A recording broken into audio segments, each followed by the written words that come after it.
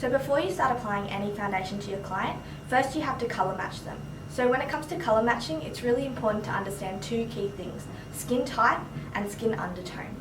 So a skin undertone is the colour that runs beneath their skin. There are three main types of undertone. There is a warm undertone, cool undertone and a neutral undertone.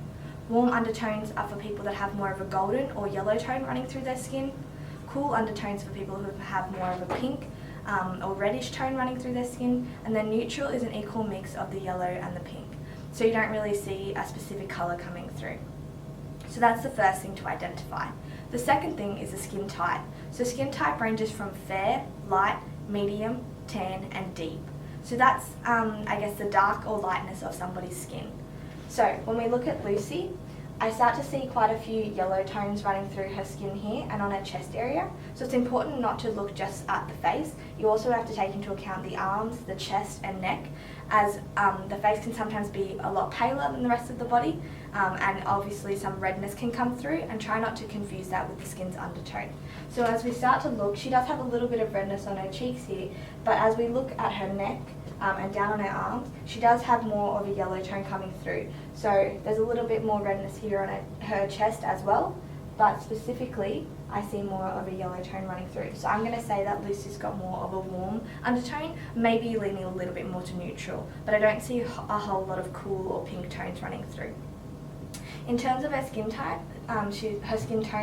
she's more of a light or fair skin tone, not medium, tan or deep. They're starting to get into some more darker skin tones, probably more of a fair to light. So that's the first thing to look at. So once you've colour matched or understood their undertone and their skin tone, it's time to start testing some foundations. So originally you might have seen that foundations are tested on the side of the neck here or down the jawline on the neck, but that's a bit difficult to see the colour because sometimes our neck is shaded by our chin, and it's almost sometimes the palest part of our body. So I like to look at their décolletage area and their arms when I'm colour matching, as well as their face. So I think a good area to look at is their collarbone. It gets a nice amount of sunlight, and then obviously take into account their face. So we're trying to make everything match uniform from the face running down to the rest of the body. We don't want the face to be too dark, but we also don't want the face to be too light either. So I'm going to colour match and test our colours just down here on Lucy's collarbone, and then I'll test it on the face as well. So it's important to pick more than one colour to test so you can see the difference. So if you pick one that you think it looks like it's going to be the one that you want to go with, pick that one, and then pick one slightly lighter and then slightly darker, and compare them next to each other, because that's when you'll see the biggest difference. So I've got three different foundation colours here. I've got the one that I think Lucy's going to be, and then I've got one that's slightly lighter and one that's slightly darker, just so that I can compare the three. So when comparing, just do a little stripe test. So I'm going to put a little bit on my hand here.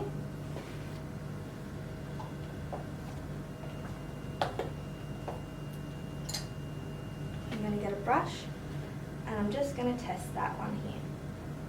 So try and blend it in as much as you would on the face, because that's what it's going to look like once it's all blended in. So you shouldn't see colour, it should just blend away nicely into the skin. Be almost invisible.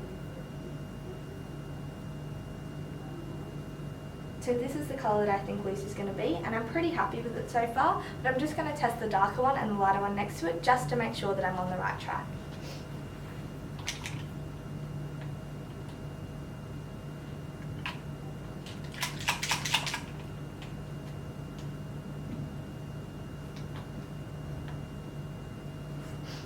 I'll pop the slightly lighter one underneath it.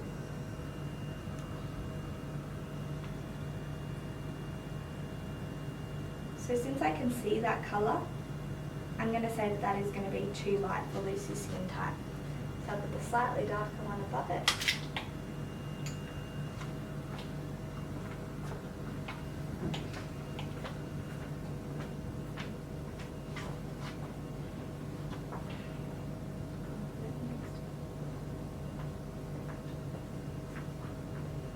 And again, I can see that colour there, so I'm going to say that that colour is a little bit too dark.